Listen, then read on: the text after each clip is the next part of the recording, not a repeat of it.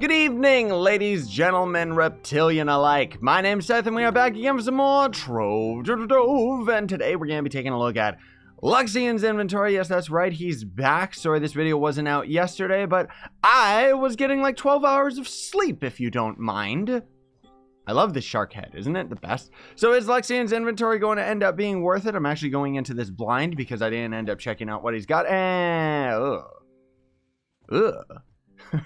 this is not that great. I mean, I guess we kind of expected the St. Cubeslick event items. All these items right here are pretty much from last year's St. Patrick's Day event, so it's okay. I understand why it's there, but they really gotta get over this, you know? Like, they really gotta just make it so that we can start scrolling down with how infrequent Luxion will end up visiting. He should really start giving us a lot more items, or he should just start giving us a lot better items, because honestly, this is kind of trash. I mean, I guess the sentient shards is still a good thing. Personally, I think that he should, we should be able to scroll down, and he should always have his dragon souls, metamatter, sentient shards, and bound brilliance. I think those are items that he should always have in his inventory. I understand the developers thinking that trophies are an item that people actually end up wanting, because obviously, you know, this is a tentacle trophy. This is going to end up being from tentacle enemies that were from a specific event. So, of course, you can't end up attaining this anymore. And while I understand, I understand that players should be able to attain these items, on the other hand, that kind of takes away the coolness of actually owning something like this. You know, it'd be like being a beta player in Trove and having something that was exclusive to the beta, and then later it just gets thrown into the chaos chest. Oh wait, they've already done that many times. Did you know that Sprinkles, the unicorn mount, was actually an original beta item that you had to get from a $100 store pack that ended up giving you, this is how old the game was. That pack ended up giving you like blocks for building. Yeah. It also ended up giving you the Trove blade, which is the giant sword that just quite literally says Trove on it or whatever. And yeah, they ended up just throwing those willy-nilly into chaos chests and into other store packs and stuff like that. So that's just for my own personal taste here, guys. I don't think something like this, you know, like I don't like that everybody can end up attaining items that are from the beta. I feel that that is just kind of uggles. That's something like, even in a game like Warframe, you know, that's one of the top free-to-play games out there. Even they have a couple extra characters that were from like the alpha and beta days that new players have absolutely no way of attaining. And those characters will still give you mastery, because there is a similar mastery system in Warframe that there is to Trove, except there's not really, I don't think there's anything really hidden behind the mastery pool or anything like that. But, you know, whether you would argue that that's unfair for a game like this that's so governed by mastery to end up having mastery levels that me and some other people have at the end game be absolutely unattainable, well, I mean, that's just personal opinion. I still think that there should always be something that players can end up working towards and feeling rewarded about. But this is going well beyond Luxion, and most definitely well beyond a stupid tentacle trophy. Like, seriously, who cares? So the chromatic cumulus thing, which is probably the dumbest name of any item in the entire game, this thing is actually, I think it was a login item, if I'm not mistaken, one of the first. There was this one, and then there was a dark version of the cloud. Up until then, there was only like one Nimbus, and then, oh, this is the dark version. Really? Oh, it's the chaotic one. Okay, it just looks white for some reason. They didn't bother changing it. So anyways, never mind what I was saying. There's two of these. The first one that they ended up adding, if I'm not mistaken, was a white cloud that had a rainbow behind it, and then this is just kind of the sad, like, oh no, it's raining kind of storm cloud type of thing, right? Which is arguably cool. I do like the Nimbus mounts. Personally, as far as this one is concerned, I don't really like it as much just because it's too thin compared to, like, I really like the Nimbus mount. That's one of my favorite just because when it was added to the game, maybe I'm just liking it because of nostalgic sake, but I just feel that this one is done a lot better. It actually feels like your character's kind of standing on a cloud. I mean, the pirate captain's positioning on it is a little bit bad, but it, you know, look at it. Look at it. It's like we're floating in the sky or something. But either way, the other one's still really cool. Don't get me wrong. And then there's 3 allies. So that's what's so trash about this. you know? Like 3 allies? Come on, guys. Nobody wants the allies. The allies don't do anything. All you do is get them for mastery, and even then, it's not much mastery. Like 60 dragon coins? No, wait. 70 dragon coins for this, and then 80 for a mount. A mount gives more mastery, and the Shamrock one clearly is not an ally that is actually worthwhile.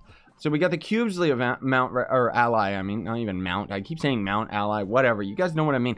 1 superstition and 50 magic find, which, okay, sure, I guess I'll take it. Where is my stupid little ally? I hope that you guys don't do what you always do, which is stand inside me. I don't know why that's a thing for you guys. There's my dumb Cubesley. So he's kind of a cute little warrior. I do like him because he's a little Cubesley dude. But it's like, unless Trove ends up adding like combat for allies, I still don't really see a point.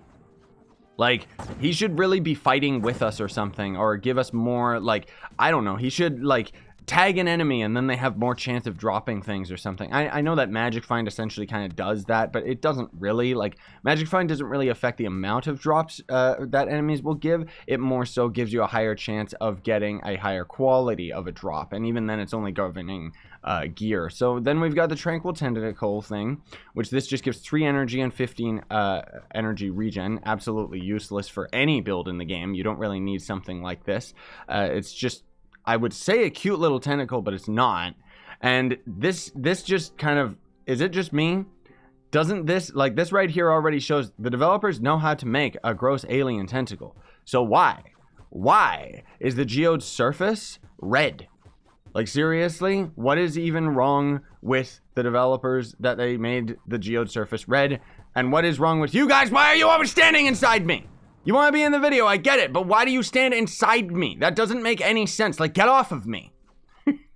It's kind of an ongoing joke. I'm not actually triggered by it, but I really don't understand it. Like, somebody please explain it to me in the comments. Why do you guys stand inside me? Like, by all logic, if I was trying to get into somebody's video, I would want to stand beside them and take a screenshot of them or something like that. I wouldn't want to be right inside their character model, take a screenshot, and it's like, oh, look, I'm Scythe Plays, you know? Like, it just doesn't make sense to me, not to mention spamming the video effects and stuff. So anyways, here's the little Shamrock ally, which, I mean, he's okay.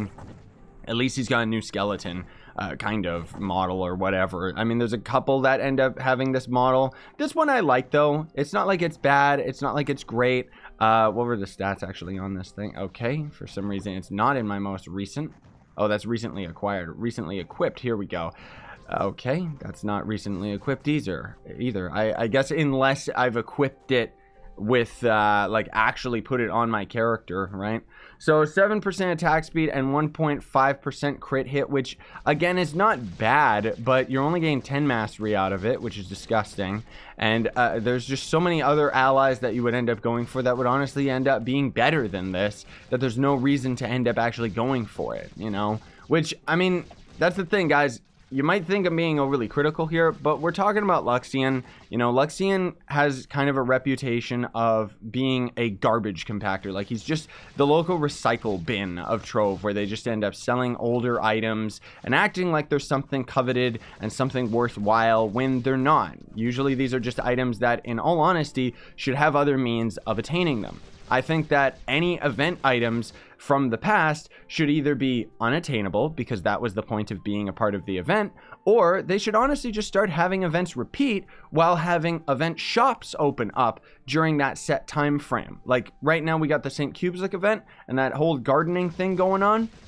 We should just have other means of getting these guys, not from a temporary shop. Or a lot of this could end up being alleviated if Luxion was a shop that would end up staying permanently, never leaving, and the items with which he sells would end up just swapping every, honestly, every week. Maybe not necessarily every 2 weeks, but we already know that it's kind of a bad habit of the devs to either throw everything into the chaos chest and drag out content. This is a big criticism between, you know, a lot of the more hardcore players, is that almost any feature that was originally planned for Trove, it seems like they end up taking those features out of a major update, putting them to the sidelines so that they can drag it out and act like there is content that is actually being developed. More specifically, I'm talking about Bomber Royale Season 2, which was originally planned for last year, as well as Gardening 2.0, which was also originally planned for last year. And now they're trying to act like these are going to be major updates coming out this year that